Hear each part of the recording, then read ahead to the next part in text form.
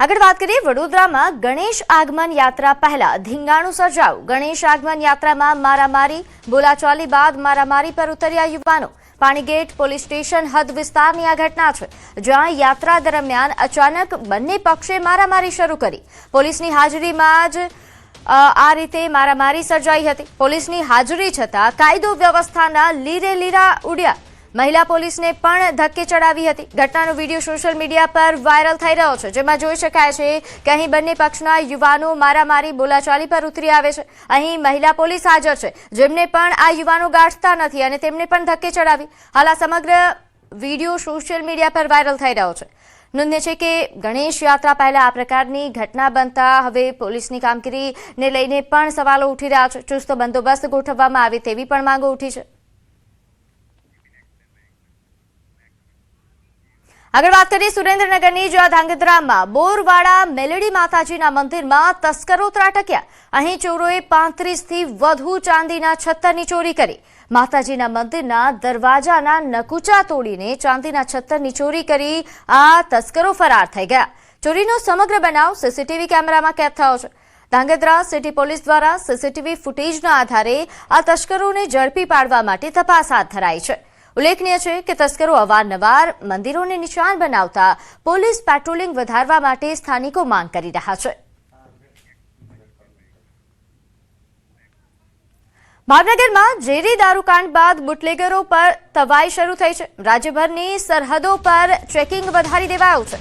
ગુજરાત રાજસ્થાનની સરહદ પર તપાસ ચાલુ છે।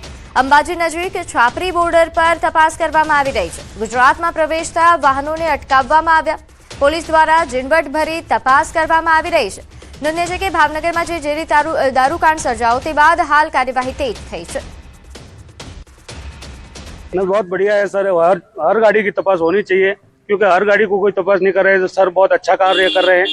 गाड़ी की तपास होनी चाहिए सर। ગુજરાતમાં દારૂબંધીને લઈને ડ્રાઈવ ચલાવવામાં આવી રહી છે અને કોઈ પણ જે છે આવા તત્વો જે છે બુટલેગરો છે એને પકડી પાડવા માટે પોલીસ સતર્ક બની છે। ત્યારે ચોક્કસપણે કહી શકાય કે ગુજરાત ઉપર જે રાજસ્થાનની બોર્ડર છે, આંતરરાજ્યની જે બોર્ડરો છે, બોર્ડર પણ તપાસ ઝુંબેશ હાથ ધરવામાં આવી છે। અને પોલીસ દ્વારા જે છે આપણે બતાવવા માંગીશ કે આ જે છે ગુજરાત રાજસ્થાનની બોર્ડર અંબાજીથી 4 કિલોમીટર દૂર આવેલી છે। ત્યાં પણ પોલીસ દ્વારા જે છે રાજસ્થાનમાંથી ગુજરાતમાં પ્રવેશતા વાહનો જે છે એ તમામ વાહનોની તપાસ હાથ કરી રહી છે। અને ચીવટપૂર્વકની તપાસમાં અત્યાર સુધી જો કે કોઈ પણ જાતની સંદિગ્ધ વસ્તુ મળી આવેલ નથી, પણ જે રાજસ્થાન તરફથી ગુજરાતમાં આવતા વાહનો જે છે જે અંબાજી તરફ જઈ રહ્યા છે એ તમામ વાહનોને છે હથિયારી પોલીસ સાથે રાખીને આ તપાસ હાલ ચાલી રહી છે। એટલું જ નહીં, નજીકના સમયમાં માનવામાં આવે છે કે અંબાજી ખાતે જે ભાદરવી પૂનમનો મેળો આવનાર છે, મેળામાં પણ કોઈ જાતની ગેરવર્તણૂક ન થાય કે કોઈ પણ જાતની દખલઅંદાજી ન થાય અને અસામાજિક તત્વો હોય એનો ફાયદો ન ઉઠાવે, તેની તકેદારીના ભાગરૂપે પણ કહી શકાય છે કે આ તપાસ ઝુંબેશ ચાલી રહી છે। અને અત્યાર સુધી જે છે કોઈ પણ જાતની સંદિગ્ધ વસ્તુ મળી આવેલ નથી અને પોલીસ જે છે રાઉન્ડ ધ ક્લોક કહી શકાય છે કે રાજસ્થાન ગુજરાતની છાપરી બોર્ડર ઉપર આ તમામ વાહનોની તપાસ હાલ તબક્કે ચીવટપૂર્વક કરી રહી છે। મહેન્દ્ર અગ્રવાલ, ન્યૂઝ 18 ગુજરાતી, અંબાજી। તો વાત કરીએ ભાવનગર દારૂકાંડ બાદ ડાંગ પોલીસ પણ એલર્ટ મોડ પર છે। મહારાષ્ટ્રથી ગુજરાતમાં પ્રવેશતા વાહનોનું સઘન ચેકિંગ કરવામાં આવી રહ્યું છે। સાપુતારા આંતરરાજ્ય ચેકપોસ્ટ પર ઝીણવટભરી તપાસ શરૂ કરાઈ છે। શાકભાજી સહિતના વાહનોની પણ તપાસ થઈ રહી છે। દારૂની હેરાફેરી રોકવા માટે ચેકપોસ્ટ પર પોલીસનો કડક બંદોબસ્ત। શંકાસ્પદ સામાન અને દારૂના જથ્થાની તપાસ તેજ કરવામાં આવી। મહારાષ્ટ્ર તરફથી આવતા તમામ વાહનો પર પોલીસની બાજ નજર છે। ગેરકાયદેસર દારૂની હેરાફેરી પર અંકુશ લાવવા માટે સતત ચેકિંગ કરવામાં આવી રહ્યું છે। આગામી દિવસોમાં પણ સઘન ચેકિંગ યથાવત રહેશે તેવી ખાતરી અપાઈ।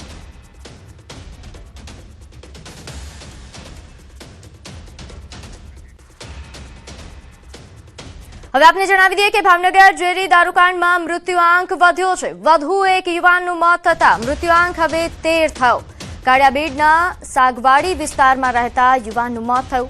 ભાર્ગવ ઉપાધ્યાય નામના વ્યક્તિનું મોત થયું છે। ભાવનગરની હોસ્પિટલમાં હજુ 4 દર્દી સારવાર હેઠળ છે। અત્યાર સુધીમાં 13 લોકોના મોત।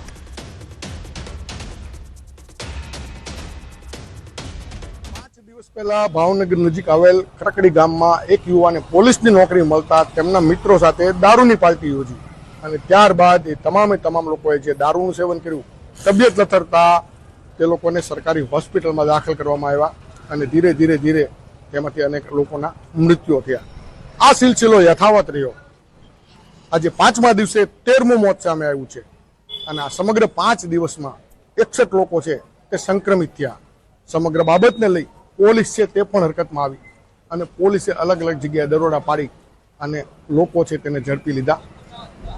આ ઘટનાને ધ્યાને લઈ સરકાર પર તરત હરકતમાં આવી અને સરકારે એસએમસીને આદેશ કર્યા ઇન્ટરફિયર થવાને. એસએમસી છે તેના વડા મયુરસિંહ ચાવડા છે તે પણ ભાવનગર આવી પહોંચ્યા બીજે દિવસે અને ત્યારબાદ સમગ્ર ઘટનાની સમીક્ષા કરી પોલીસને અલગ ટીમો બનાવી અને 13 આરોપી છે તેને ઝડપી પાડ્યા છે. પોલીસ દ્વારા અલગ અલગ જગ્યાએથી આ જે રોયલ સ્ટેગ નકલી દારૂ છે તેની પણ બોટલો ઝડપવામાં આવી છે. હાલ આ સમગ્ર ઘટનામાં 13 લોકોના મોત થયા છે. 61 લોકો છે જે સંક્રમિત થયા હતા, જેમાંથી 3 લોકો છે તે અત્યારે સારવાર હેઠળ છે. 2 સરકારી હોસ્પિટલમાં છે, 1 ખાનગી હોસ્પિટલમાં છે. ત્યારે એવા પણ દ્રશ્યો સામે આવ્યા છે કે કોઈકે તેમનો દીકરો ખોયો છે, કોઈકે તેમનો ભાઈ ખોયો છે, કોઈકને તેમનો પતિ ખોયો છે અને કોઈકે જે માસૂમ છે બાળક એનો બાપ ખોયો છે. આવા આક્રાંતોના દ્રશ્યો છે તે પણ સામે આવ્યા છે. ત્યારે હવે ચોક્કસ કહી શકાય કે આ નાના એવા ગામમાંથી જંગલની આગ લાગેલી દારૂની હવે ધીરે ધીરે થંભી જશે. નીતિન ગોહિલ, ન્યૂઝ 18 ગુજરાતી, ભાવનગર. તો બુટલેગરો હવે સુધરી જજો. બુટલેગરોની હવે ખેર નથી. પોલીસની હવે ત્રીજી આંખ ખુલી છે. પોલીસની બાજ નજરથી બુટલેગર હવે નહીં બચી શકે. દારૂના અડ્ડા પર પોલીસની આકાશી નજર. પાટણમાં ફરી એકવાર દારૂબંધીના ધજાગરા ઉડ્યા. મનવરપુરામાં ધમધમતી દારૂની ભટ્ટી ઝડપાઈ. એલસીબી પોલીસે ડ્રોનની મદદથી અહીં દારૂની ભટ્ટી ઝડપી પાડી છે. એલસીબી પોલીસે સ્થળ પરથી 5,560 લીટર દારૂનો વોશ અને 90 લીટર દારૂ ઝડપી પાડ્યો છે. પોલીસે સ્થળ પરથી બુટલેગર અજીતજી ઠાકોરને ઝડપ્યો. પોલીસને મનવરપુરામાંથી 1 લાખથી વધુની કિંમતનો દારૂનો જથ્થો ઝડપી પાડવામાં સફળતા મળી છે. નોંધ્ય છે કે પોલીસ દ્વારા આ તમામ જે દારૂનો જથ્થો ઝડપાયો છે તેનો સ્થળ પર જ નાશ કરવામાં આવ્યો. તો પાટણમાં હાલ બુટલેગરો વિરુદ્ધ તવાઈ તેજ કરવામાં આવી છે.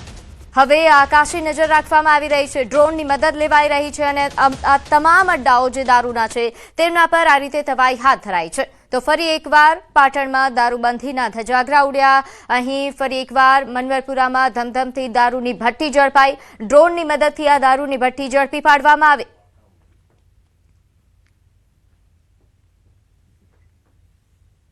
તો બુટલેગરોની હવે ખેર નથી. પોલીસની હવે ત્રીજી આંખ ખુલી ગઈ છે. પોલીસની બાજ નજરથી બુટલેગર નહીં બચી શકે. અંબાજી, ડાંગ, અમદાવાદ, મહીસાગર અને અરવલ્લી આ તમામ સ્થળો પર હવે બુટલેગરો વિરુદ્ધ તવાઈ હાથ ધરાઈ છે. દારૂના અડ્ડાઓ પર પોલીસ આકાશી નજર રાખી રહી છે. તો તમામ ચેકપોસ્ટ પર સતત તપાસ કરવામાં આવી રહી છે. એક ગાડીને રોકીને તપાસ થઈ રહી છે. તમામ એ બુટલેગરો, તમામ એ